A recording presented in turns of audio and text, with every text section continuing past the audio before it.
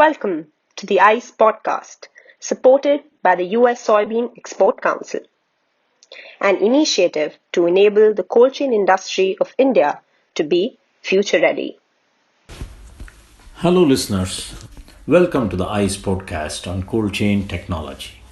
In this series of talks on cold warehouse components and their characteristics, we will be hearing a talk on the refrigeration system, its components and characteristics, and futuristic outlook. To speak on this topic, we have with us a very experienced and highly respected industry leader, Mr. Sudhir Kumar. Sudhir is the Director Marketing for Frick India Limited, a company which is well known for its refrigeration turnkey solutions for every cold chain segment, be it dairy, marine, chicken, fruits, vegetables, and special application projects. Sudhir has impeccable academic records with an MTech from IIT Delhi. He has served the cold chain industry for more than 30 years. He is the past president and founder member of the Association of Ammonia Refrigeration, where he regularly contributes even today to the development and growth of ammonia as a natural refrigerant in India. He is a regular presenter for BEE, Bureau of Energy Efficiency, and ARR on the energy efficient refrigeration systems. Sudhir is also representing on the CII South Region Agro and Food Processing Subcommittee. A warm welcome to you, Sudhir, and over to you for your talk. Good evening to all. Thank you, Mr. Manjunath, for the wonderful introduction. Today, I'm going to talk about components and characteristics of refrigeration system.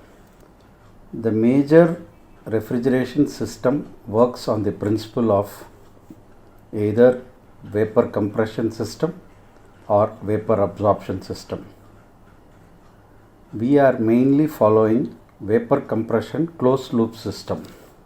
The closed loop vapor compression system works on either natural refrigerants like ammonia or freon or any other HCFC gas.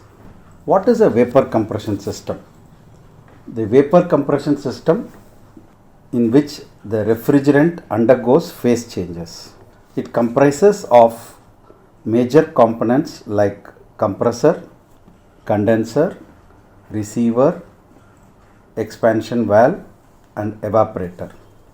The major function of compressor is to take low temperature, low pressure refrigerant vapor and compress it into a high temperature, high pressure vapor. Then the high pressure, high temperature vapor goes into a condenser where heat is removed by either air or water. Once the heat is removed, the phase change occurs in the condenser. The phase change changes the vapor to liquid, but it will be in the high pressure, but with a little bit reduction in temperature. Similarly, after the high pressure is converted into liquid, it either goes into a receiver or directly through an expansion valve to the evaporator. In the evaporator, the liquid is an expanded state which converts by picking up heat from the space where it has to cool, and the liquid converts into vapor again. And this closed loop cycle works continuously for a refrigeration system. As we have discussed, the major components are compressor. So in the last 20 years, we have seen different types of compressors to improve the efficiency, like reciprocating compressors, screw compressors in ammonia systems, and in freon systems there are scroll compressors or semi-hermetic screw compressors which are used. Similarly, in condensers, there are different types of condensers. For ammonia, it is evaporative type condenser, open type condensers, plate type heat exchangers.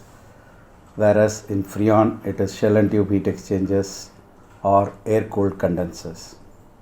After the condensers, then the major equipment is an expansion valve. Earlier days people used to use a normal hand expansion valve. Now you have thermostatic expansion valves and electronic expansion. Then comes the evaporators, where we have heat exchangers, finned coils, copper coils, stainless steel coils, aluminum coils. So apart from these components, what are the other latest innovations which have taken place with respect to refrigeration systems? One is the energy efficient motors, and also introduction of VFD and inverter driven compressors, which reduces the energy bills. Then finally, the major change which has taken place in the refrigeration system is automation and digitalization of refrigeration plant with a PLC or a SCADA system, which improves the working of the plant. Thank you for giving me this opportunity.